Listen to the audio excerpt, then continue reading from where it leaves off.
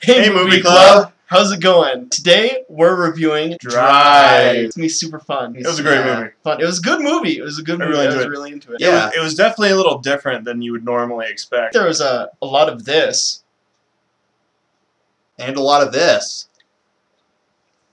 There's a driver. I don't think he has a name. The entire movie, they never mention the guy's name. The driver. Let's just call him Ryan Gosling. Ryan Gosling is a really great actor in this movie. He is able to convey, during the silence, some really good emotion a lot of other actors need to be talking to do. So ultimately, he gets his point across without having to blab his mouth constantly. He pulls off a Keanu Reeves. Interesting concept. The movie starts out with Ryan Gosling's character, the driver. He is a Hollywood stuntman who in his part-time does NASCAR. A lot of odd jobs. Yeah. Some of which might not be legal. Yeah. Definitely not legal. He plays a driver for anyone who can use him within 5 minutes. He's like a driver whore. Right, 5 minutes or less, or it's free. Drop some pawn shops. It's a good gig. Well, it was a good movie. So the movie starts out running a couple guys after they do a heist. Just drops them off so nonchalant that it makes the whole thing look legal. We don't really find out where he comes from. You can only make an assumption that he's been doing this for a long time. I would assume he just moved to this city, but he knew people. Yeah, he seems like he's pretty comfortable in California. Yeah, and he looks like he has connections. One of his main friends is the dad from Malcolm in the Middle, with Bryan Cranston. So let's just call him Hal. Whom kind of stepped out of his book with Breaking Bad, and then he just kind of flowed into that with this movie, and he played a really good character. It's great. But ultimately, he was the guy's boss and manager. Worked at an auto shop, you know, fixing up cars, and he gets $300,000. Yeah, to make a stock car. From the mob. The West Coast mob. So like 5 guys. 5 guys in a pizza shop. 5 guys in a pizza shop. Nino's Pizza. He meets this chick at a supermarket. Her husband is in jail. There's this kid. But then, like, the husband comes back from prison. And guess what? He owes protection money to some random hustler. The hustler, who is in turn linked to this West Coast mob, whom, you know, they want their money, they got to deal with them. What Ryan Gosling does is he tries to help the guy out. He's going to drive for him. He takes the guy out, he goes to a pawn shop, and from there it just goes wrong. As it turns out, the guy is getting set up. So, turns out the dad dies. There is probably one of the greatest car chases I've ever seen. Which involves Christina Hendricks. It's good. She's hot. Does anyone else think Christina Hendricks is hot? Or Raise your hand if you think she's hot. It's unanimous. They end up in a motel room in California. They dig through the duffel bag with all the money in there. Like $1 million. Yeah, I think originally it was supposed to be like $40,000. So they spend about 5 seconds in there. Like a gentleman, by the way, he puts his gloves on before he slaps the shit out of her.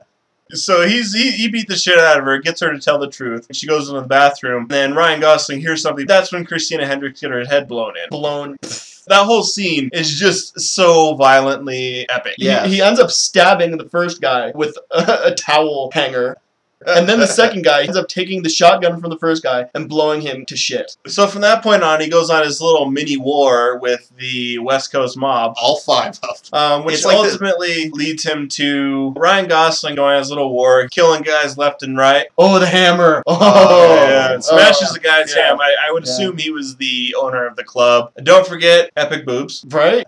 Yeah. Oh, man, that was good. Yeah. It was a strip club where they went into. The next scene, so the second command goes to Ryan Gosling's friend, shakes his hand, pretend like everything's okay, and then just cuts his wrist with a frickin' razor blade. It's a straight razor. It's like a full swing. And he has an entire case full of razors. Which is just awkward. No, the best part is he's sitting there and he's like holding the guy's hand and he's like trying to comfort him in that like weird way. It's okay. It was quick. It's okay. Yeah, it's there you all go. over. Yeah, see, no pain. Following that, Ryan Gosling finds his friend. He ends up going back to his stunt driver area and picks up his stunt mask, which really creepishly ends up looking like Tom Cruise. Really reminded me of Tom Cruise in the fat suit from Tropic Thunder. Oh, yeah. So he ends up going after Nino, which is just kind of this epic scene. Driver is running around, sees Nino while he's driving, backs up into him, and drives him off the road. So Nino's sitting there in the car while his chauffeur gets out to check what's going on, while the driver drives forward and T-bones the car. Completely throws the car off the edge of the cliff, and Nino comes crawling out of it, and Ryan Gosling just follows him over to the edge of the water and drowns his ass.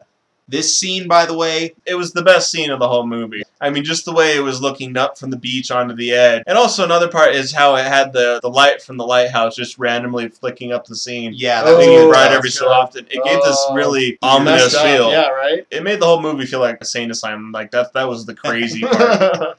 Having sex with me is like being in a rodeo. I know it's weird, but trust me, the clown is there for a reason.